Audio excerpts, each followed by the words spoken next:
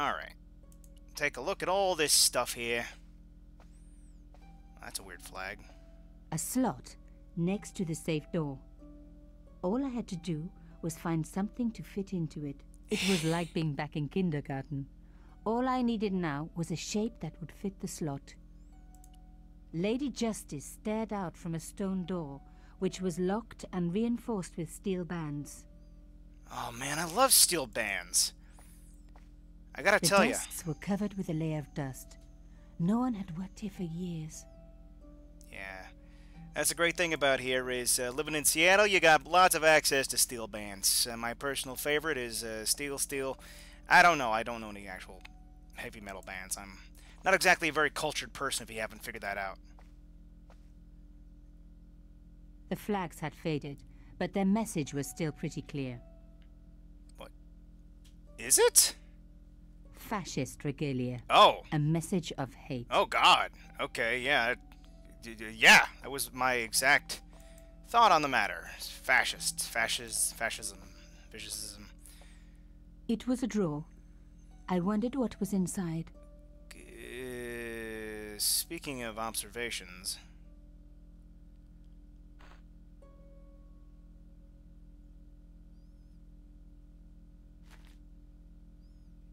Inside the drawer, I found a note written in some kind of code.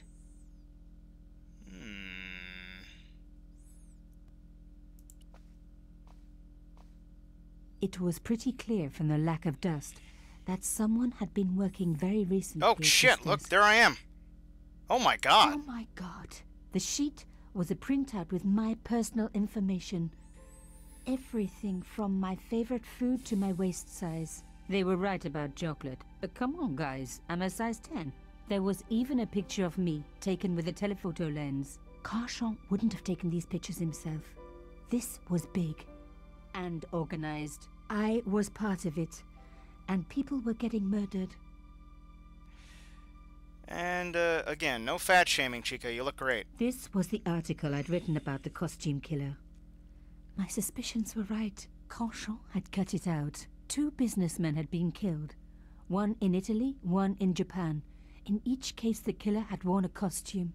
A penguin, and then a snowman. But that wasn't the only link between the 2 murders. Both the victims had been big media do-gooders, and I proved they were just the opposite. So, how did they fit in with Carchon? Coffee. The dregs at the bottom of the mug hadn't dried out or gone moldy. It wasn't more than a day old. Hey, that's some scary shit, Chica. Alright, let's take a look at this here note. Oh, goody. Substitution cipher, which means different symbols have been used to represent different letters of the alphabet. Oh, no. Golly, gosh darn it. To crack the code, you must correctly match all the symbols with their corresponding letters, highlight the symbol, and then highlight a corresponding letter. If you make a mistake, click on Go Back button. Oh, God. This should take a moment. Let me just sort of jump forward, because this is not exactly difficult here. Let me just jump ahead and we'll see the note together. Oh, full report. Okay, Jiminy Christmas.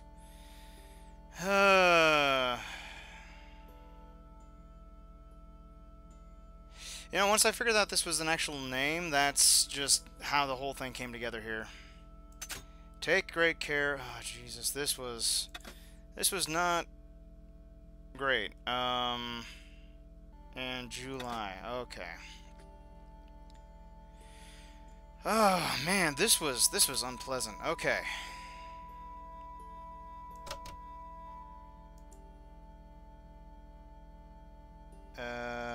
X? I had decrypted the note.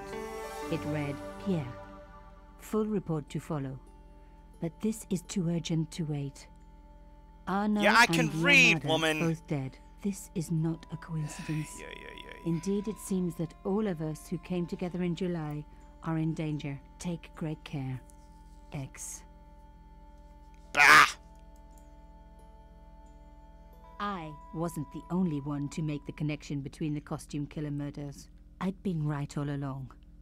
That was why he had asked to meet me. But what did I know that he didn't? Not your waist size, that's for sure. Oh my god. You know, I think most of the time I'm pretty dang good at English, but good lord, that was not easy at all. I had decrypted Yeah. I Yama! Sabativa. Jesus. Okay. There's... Oh, what is that? I wasn't going to find anything in this old desk. It hadn't been used for years. You don't know that.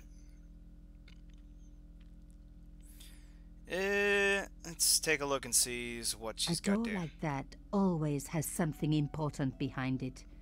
I had to find a way to unlock it. Alright. Mysterious key. Using this mysterious key here. Nope. Mysterious key. Nope. Mysterious key. Nope. Okay. Mysterious key. Nope. Are these flagpoles got something on them? What? Just try.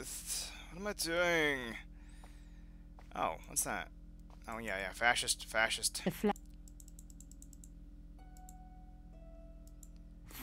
Yabba! Fascism, yes.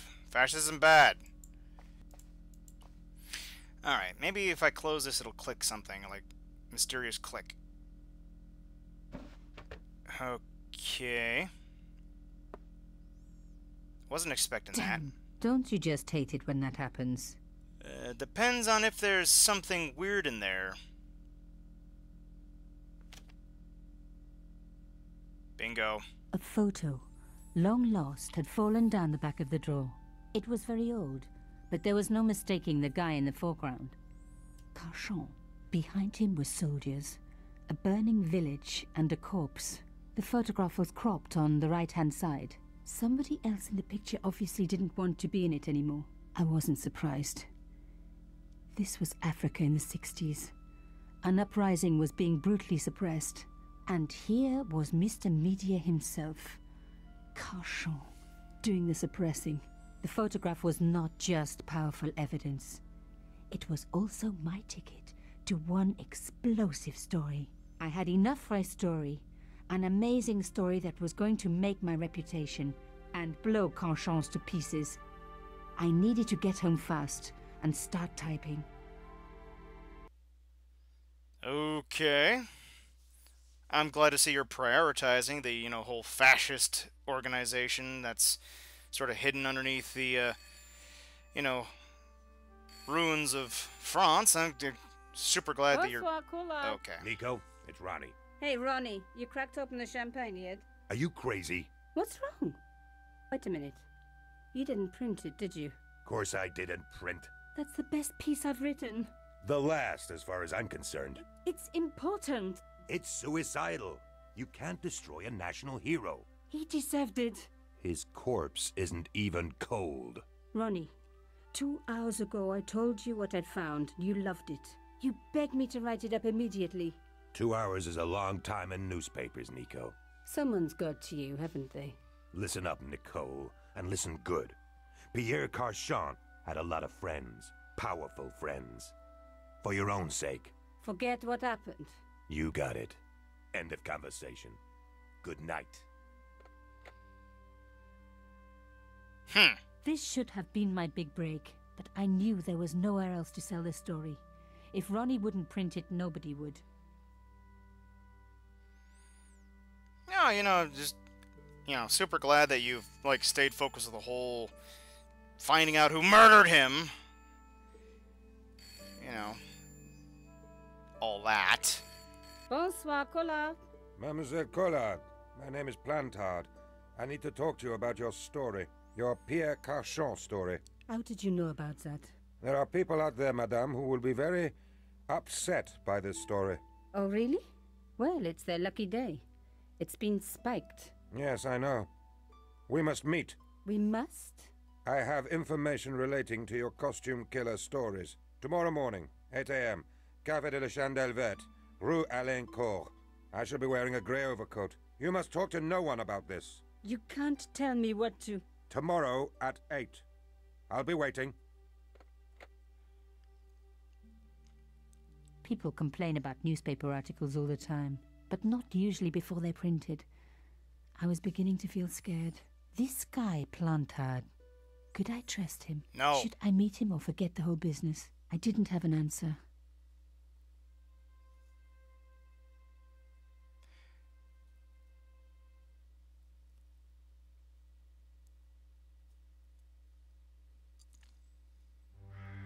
Ooh. I'd only been in Paris for a week, but already I'd fallen in love with the city. My latest discovery was a little cafe, La Chandelle Verte. I was pretty sure the waitress was taking a shine to me. That old Stobart charm, I guess. Little did I know my reverie was about to be so rudely interrupted. Yeah!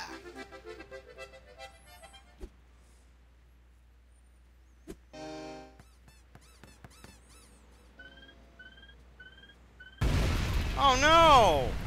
I killed the waitress!